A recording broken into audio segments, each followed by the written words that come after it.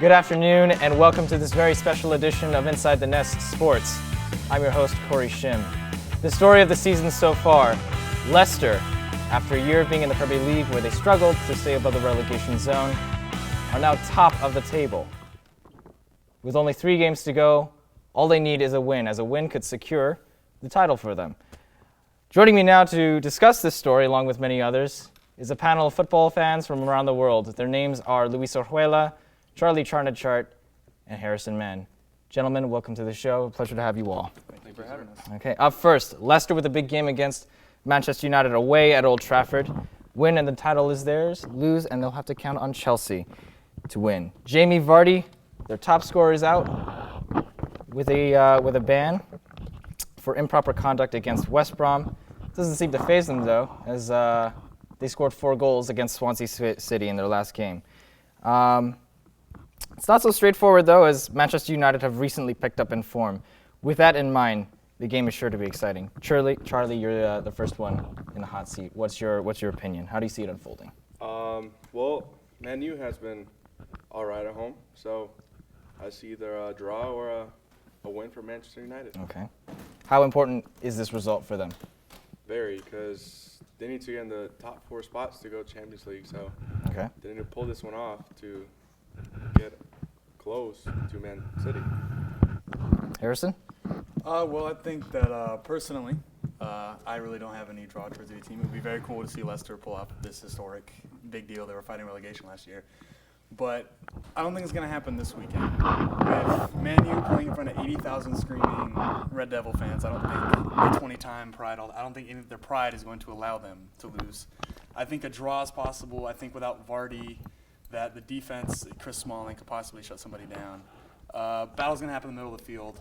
They need to be able to shut down Mahrez. And with Man U's young guys like Martial and Marcus Rashford performing, if they get a goal or two, I think that they'll at least secure it. Okay. Speaking of Mahrez, how important will he be in that game? The most important player. Starts and ends with him. Yes. If he doesn't have a good game, there goes Leicester. Yeah, Leicester can't get it. Okay. Okay. On to the next story. Tottenham and Chelsea. Big game. Another big game. Harrison, as a Chelsea fan, what do you want out of this? What I want out of it is for Chelsea themselves to finally start playing with pride. Our defense has been garbage, rubbish. Midfield hasn't been there. Diego Costa can get going, but he needs support from the back. Cesc Fabregas to give him some through balls, something to happen there. As a Chelsea fan, I never want to see us lose to Tottenham, as Tottenham will make DVDs about it for 10 years. But Tottenham, of course, wants to stay to be able to keep their title hopes alive, but probably won't happen this year, and they need the 3 points. Okay. Dele Alli, the Players Association Young Player of the Year, is out with violent conduct. Harry Kane, with the defense we have, probably be able to net one. And he wants to keep the scoring title. So it'll be interesting to see how that unfolds, but I don't know. I think a draw. Okay. Luis? Charlie? Why you gotta put me in a spot like that? Don't do that. Charlie, then? Well, I think if Cahill is able to contain Harry Kane, Chelsea should be fine. They're coming back alive a little bit now towards the end of the season. Hazard finally scored, so I think that should help them. And if Harry Kane gets shut down, I don't think there'll be much there. Okay. And I think that John Terry's return from his Achilles injury is this weekend, possibly. And he's trying to play for another year on his contract because his contract runs out with Chelsea this year. So a massive, massive game for some Chelsea players. Now, we mentioned Harry Kane a lot in this discussion. He's been lighting up the league this year with 22 goals, or 24. Was it 24? I believe it's 24. I think it's 24. Yeah, 24 goals this year. He's the top scorer currently of the Premier League. Do you think we're seeing the next great striker? Or do you think he'll win the Golden Boot this year, or will Sergio Aguero go on a crazy run and end on top of the scoring charts? Well, personally, I think that Harry Kane's a great young talent. It's interesting to watch someone who lacks the athleticism of other top strikers. He's pretty big, 6'2". He's not as strong as a Lukaku or as fast as an Aguero or a Vardy. But it's interesting to see his precision in the way he plays. I think he will continue throughout the next couple of years with this kind of goal scoring. And I do think that this year he'll be able to net 1 or 2, and it should be able to keep him safe for the Golden Boot. Okay. But Aguero is making it pretty interesting. Okay. Charlie? Yeah, if Aguero goes on a run, because to me, personally, Aguero is the best striker in the league right now.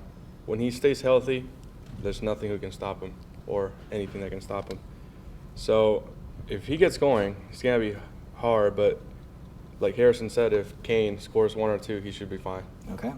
Now onto something that Luis can talk about. Jose Mourinho linked with Man United. Any opinions? Okay.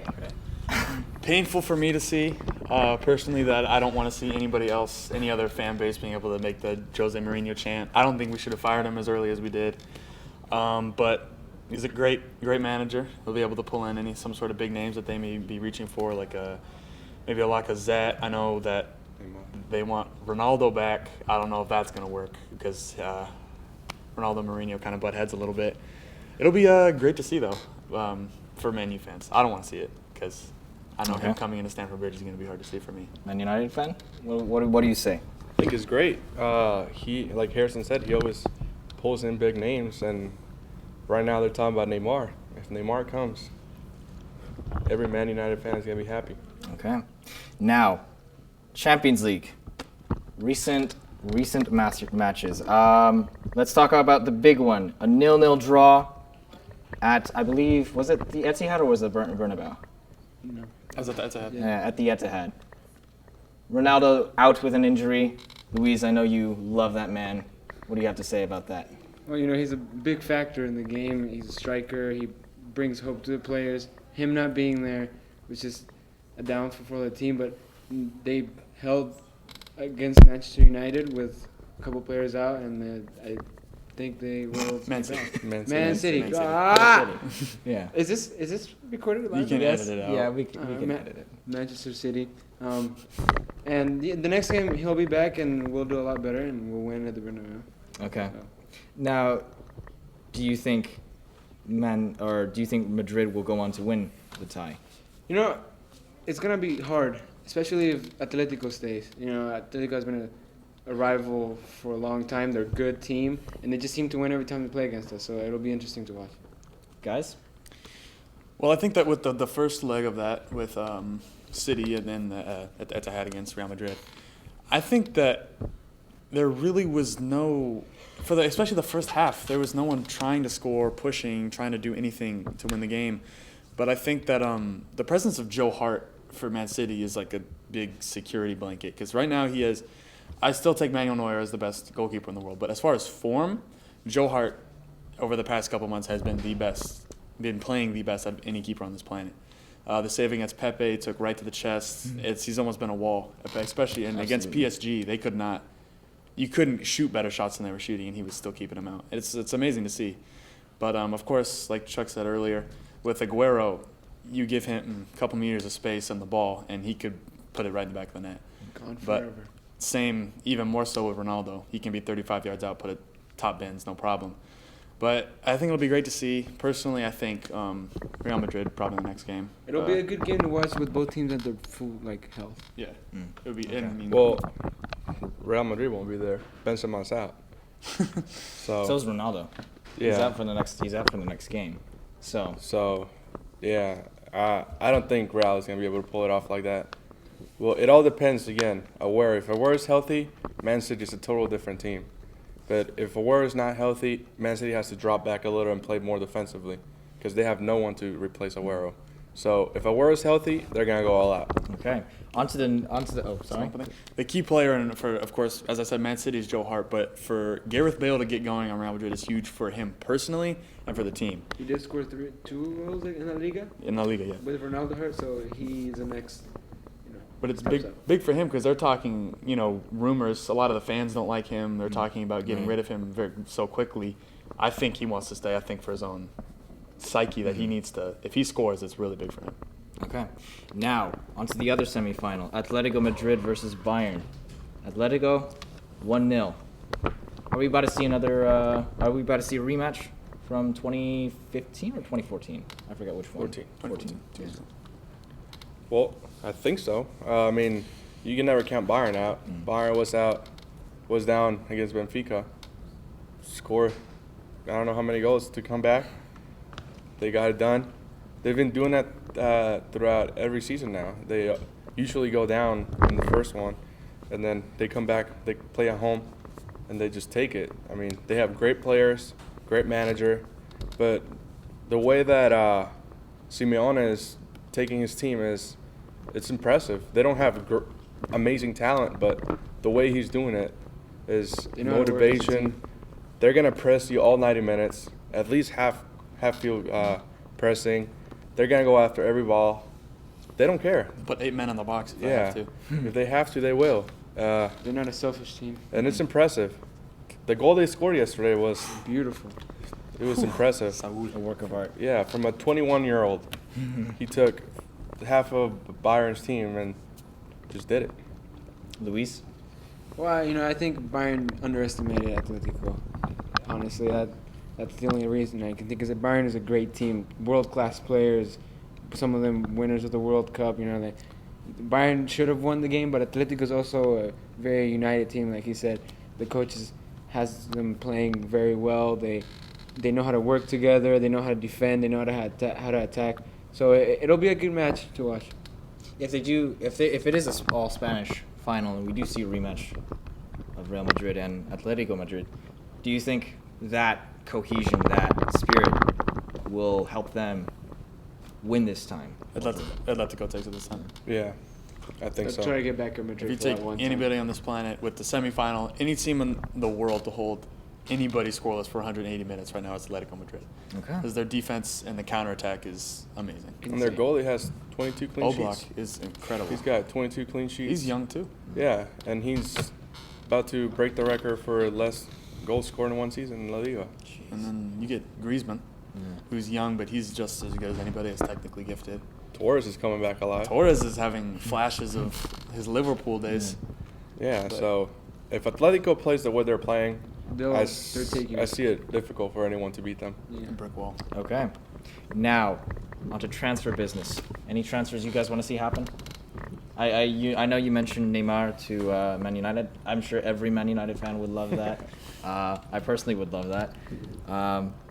Anything for you? For you guys at Chelsea? There's a couple. Chelsea has been. You really need to see them heat up a little bit with the possible. We have a new manager coming in, Conte. We need a lot. We probably need a center midfielder. We definitely need a center back because with possible loss of John Terry, you don't know how Zuma's going to come back from his ACL injury. Maybe a right back. Ivanovic has been slipping in form. Oh, and then also Courtois there's been murmurs of him talking about leaving, which would be devastating. That would be I've heard Fraser Forster's name come up, stuff like that. A striker, I think we're fine with Diego Costa, possibly Pato if he heats up a little bit. Another one I heard about Tottenham the other day I thought was really weird was that Lacazette, and they already have a striker. Yeah. I thought it was weird that they were talking about buying a world-class striker to bring in like that. It'd be like Man United going in the market for another left wing, but okay. Luis, Madrid. I've heard Sergio Ramos is trying to leave, and that's going to be a blowout for our team. The captain, the guy's been there for a long time. I don't know who's going to replace him. That's the question. Ronaldo, maybe they're trying to sell him or trying to leave. The guy's been there for a long time. He's done great things. But as much as I love him, I think it's time for him to start moving. Maybe James might also leave. It's just a couple of players that might be leaving. I think we have a pretty good replacements for them, except for Sergio Ramos. But other than that, yeah, that's all I think that might happen. Okay. Finally, the relegation battle. Aston Villa, 16 points from 35 matches. Atrocious. 16 points. Let that sink in, all right? Teams above them, Newcastle, Norwich, Sunderland, 19th, 18th, and 17th, respectively. Norwich and Sunderland both have games in hand on Newcastle, but have much more difficult schedules. Who will stay afloat? I take Newcastle. I think definitely not Norwich. They have a couple tough games. I think they have to play Arsenal, who them are fighting for a Champions League spot, and with obviously they've outclassed them at every position. Arsenal's going to push hard to just win quickly, get out of the way, and maybe get some subs for some rest. Newcastle, they play, I think, Villa, and then I forgot the other team they put, but they play Tottenham on the last day, and by then Tottenham surely will be probably out of the title race. So maybe you'll see a weaker Tottenham side. I think Newcastle definitely has a chance of winning out here. So I pick Newcastle to stay up. I'll go with Newcastle too, just for the same reason, the scheduling, how it's working right now. Newcastle has has an easier one, so I think that's the way it's going to play out. Well, that will be all for today, guys. Thank you so much. This is Inside the Nest Sports Edition. I'm your host, Corey Shim. See you all next time.